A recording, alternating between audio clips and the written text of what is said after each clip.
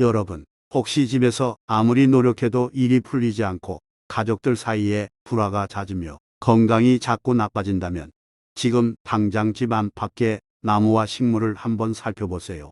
여러분이 좋다고 생각해서 가져다 놓은 나무, 식물 등이 여러분 가정의 기운을 조용히 빼앗고 있을 수 있습니다. 안녕하세요. 풍수철학 TV입니다. 이번 영상에서는 많은 사람들이 좋지 않은 기운을 가지고 있는 나무와 식물을 아무것도 모른 채 무심코 집안에서 키우거나 두고 있어 이에 대해서 꼭 전달해 드리려고 합니다. 나무와 식물은 단순히 보기 좋은 장식이 아니라 강력한 기운을 가진 생명체라는 것입니다. 특히 집 안팎에 어떤 나무와 식물을 두느냐에 따라 그 집의 운명이 완전히 달라질 수 있습니다. 풍수에서는 모든 것이 있어야 할 자리에 있어야 하고 음양의 균형이 맞아야 한다고 말합니다. 하지만 많은 분들이 이 원리를 모르신 채 그저 보기 좋다는 이유로 또는 유행한다는 이유로 나무와 식물을 심으셨다가 집안에 큰 화를 불러들이는 경우가 너무나 많습니다. 여러분도 혹시 이런 경험 있으신가요?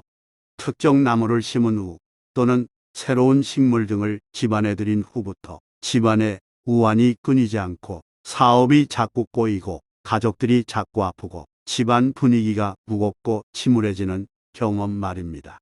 이건 결코 우연이 아닙니다. 풍수학적으로 보면 나무와 식물은 각각 고유한 기운을 가지고 있습니다. 어떤 것은 양기가 강하고 어떤 것은 음기가 강합니다.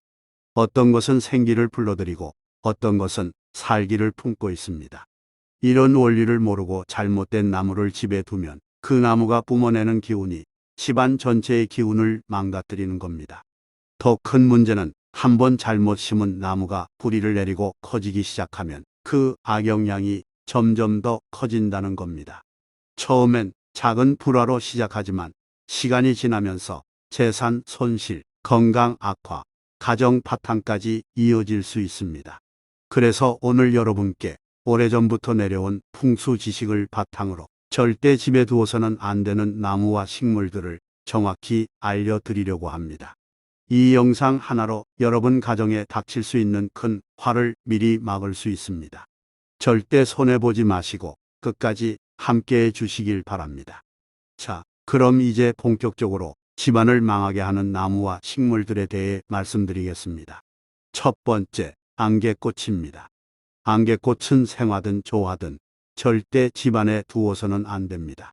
안개꽃은 그 이름부터가 안개처럼 흐릿하고 불분명하다는 뜻입니다. 풍수에서 안개는 앞길을 가리는 흉한 기운입니다.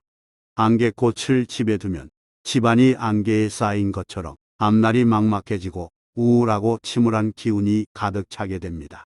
특히 안개꽃은 음기가 극도로 강해서 양기를 소멸시킵니다. 안개꽃을 집에 두면 가족들이 우울증에 걸리기 쉽고 근심 걱정이 끊이지 않으며 좋은 일은 안개처럼 사라지고 나쁜 일만 계속 생깁니다. 지금 당장 집에 안개꽃이 있다면 즉시 치우셔야 합니다. 두 번째, 선인장과 가시가 있는 식물입니다. 선인장을 전자파, 차단용으로 컴퓨터 옆에 두시는 분들이 많은데 이것은 풍수적으로 매우 나쁩니다. 선인장의 가시는 살기를 뿜어냅니다. 살기란 사람을 해치는 날카로운 기운입니다. 선인장을 집에 두면 가족 간의 말다툼이 잦아지고 서로에게 가시 돋친 말을 하게 되며 외부로부터 공격을 받기 쉽습니다. 또한 선인장은 물을 거의 필요로 하지 않는 사막 식물인데 이것이 집안의 재물운을 메마르게 만듭니다. 가시가 있는 식물은 선인장뿐만 아니라 모두 같은 원리입니다. 장미도 아름답지만 가시가 있어 실내에 두면 좋지 않습니다. 세 번째, 사람 키를 넘는 실내 식물입니다.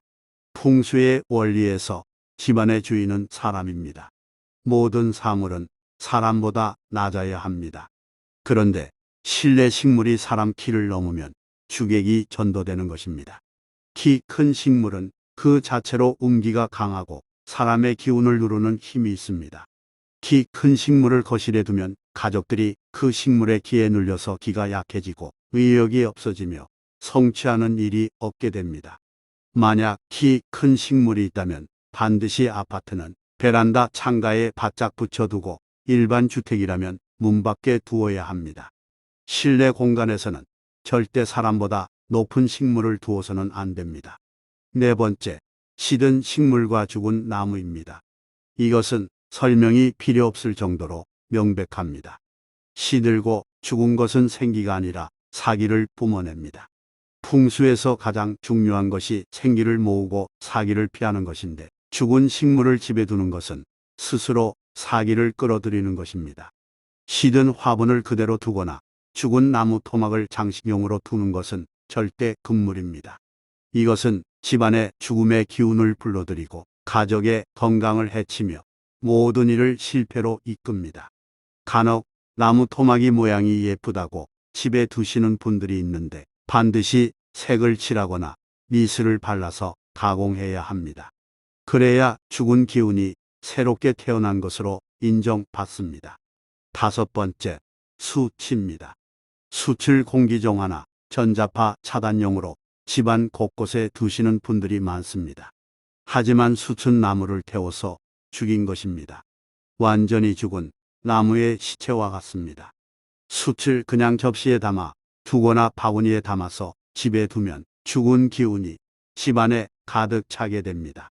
숯을 두면 집안에 우환이 생기고 가족이 병에 걸리며 사고가 일어나기 쉽습니다.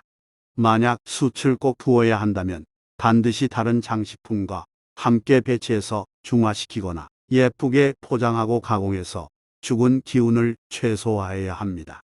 절대 검은 숯덩이를 그대로 노출시켜서는 안 됩니다. 자, 이제 드린 말씀을 정리하겠습니다.